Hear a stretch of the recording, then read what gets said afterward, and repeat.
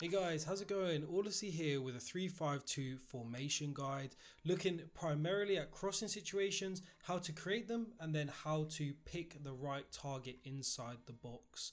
So as always, very much appreciate your support on the channel. Be sure to leave a comment down below. Let me know your thoughts and feelings on this formation guide. Has crossing worked for you? What have you found that does work if it isn't this? And have you tweaked this formation or this setup in any way and seen better results? Your feedback is always appreciated. So straight into a 3-5-2 in terms of tactics and instructions. We play with a balanced defensive line, lots of depth. The reason for that is we want to squeeze the midfield, bring our midfield and defensive line as high as possible, ensure that our wingers don't feel isolated. Remember, in a traditional 4-4-2 formation, you can have that wing back behind you. You don't have that in the 3-5-2, so you want to ensure that there's a centre back or a CDM close to the wingers in case they need to rotate the ball round. We're going to also make sure we play with the long ball tactic, so our wingers are always making those runs in behind automatically. Lots of players in the box and lots of width also, because out wide we've only got Alphonso Davies and Tavernier, so we always want to ensure that they're wide so they're an outlet for us inside the midfield.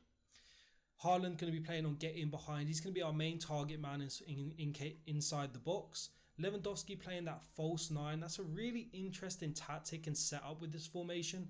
Lewandowski dropping deep, collecting the ball from the centre backs, collecting them from the CDM, and then looking out wide to play the ball into that space that he's just created by dropping in deep. You're going to see Gnabry run beyond him, as this clip shows, when he drops deep in this situation, and then Gnabry's there for the cross.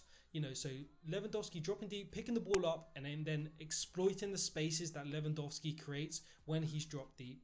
It also ensures that the opposition don't know that you're always going to be looking for Gnabry as well. He's going to be your cam, of course, and when you bring the ball out from the midfield in a central location, the opposition's going to start to man mark Gnabry. When you've got Lewandowski there also, they don't know which one of the two to look for. Also, it adds a really interesting element to this formation, is that Lewandowski is always going to be arriving late into the box, and you're going to see throughout the gameplay that Lewandowski coming in deep into the box creates for another element in a cross. We can always play the ball, hold the ball for a second, and then look for Lewandowski when he makes that late run into the box. So what players work best for this formation? Let's start at the back. You're going to want 3 ball playing centre backs. We don't show it so much in this gameplay just because of the actual length of the gameplay, but a lot of our attacks start from the back. We want to ensure that our 3 centre backs feel comfortable in the ball. They can look for our 2 CDMs. They can even play long passes, switch the play. Lots and lots of variety, lots of options available to us when we've got 3 great ball playing centre backs. Alaba, Boateng, Zambrotta with the 5-star weak foot. They're just a few examples, but there are loads and loads out there. CDMs, we kind of want 2 well-rounded, balanced CDMs. We don't want the opposition to know exactly which way we're going to attack. We have threat down the left and down the right. And by having Kimmich and Goretzka, who are great at everything, it just ensures that we don't feel too pigeonholed down one side because one of our CMs is better at passing than the other. They're 2 great, well-balanced CDMs. It just allows us to have great rotation, bringing the ball from one side to the other. We feel comfortable with them having the ball to be able to pick out our attacking options. Out wide, we're going to be wanting lots of pace, lots of power, the ability to win a header as well, and of course the ability to have a good cross on them. Lots of vision, good crossing, curve, all of those great stats that you want to have in a good crosser of the ball, and of course pace. We want to ensure that they're running in behind as well. In terms of our cam, Gnabry, good passing, good shooting, a well-rounded cam, and you're going to see a running theme here. Balanced players. Key to the formation, not one that has any obvious strength, so it just allows us to have a lot of variety in our play, and it also keeps the opposition on their toes because they don't know exactly what you're going to do. You don't know where we're going to play, and that's the trouble because we literally can play anywhere we want on the pitch. Up front, Lewandowski is going to be our ball playing striker, and then Haaland is our main finisher. He's of course got power, pace, height, everything you want in a striker.